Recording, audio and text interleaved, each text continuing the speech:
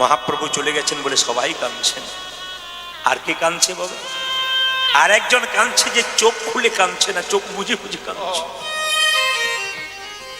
হরিদাস, হরিদাস চোখ মুজে মুজে কাঁদছে। লোকে জিজ্ঞেস করছে, হরিদাস তুমি চোখ মুজে কাঁদছো কেন? বলছে চোখ খুললে তো আমার গৌরকে দেখতে পাবো না, তাই আমি চোখ বুঝে বুঝে কাঁদছি। গোটা নদিয়াতে আমার গৌর নাই, চোখ খুলে কাকে দেখবো, তাই চোখ বুঝে বুঝে কাঁদছে। কে কে কাঁদছে? কাঁদিছেন হরিদাস, ওগো কাঁদিছেন।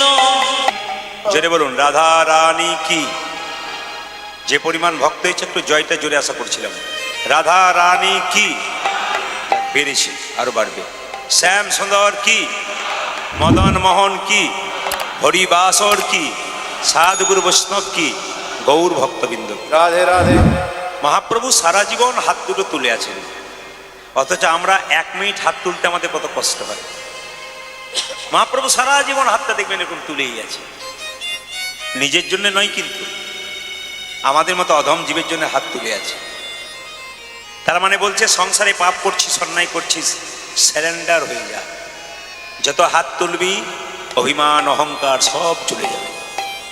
কাউকে দেখবেন রাস্তাতে ভক্ত দেখলে একটা নির্দেশ দিয়ে যায়, কোনো সাধুগুরু বৈষ্ণব রাস্তায় পেরিয়ে গেলে আপনারা দেখলে তাকে একটু হাতটা তুলে জানি তাই হরে কৃষ্ণ করবেন, লাভ আছে।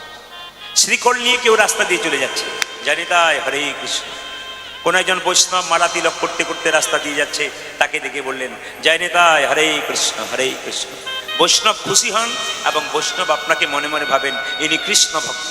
আপনার জন্য অন্তত ঈশ্বরের কাছে প্রার্থনা করেন যে ইনি আরো কৃষ্ণ ভক্ত।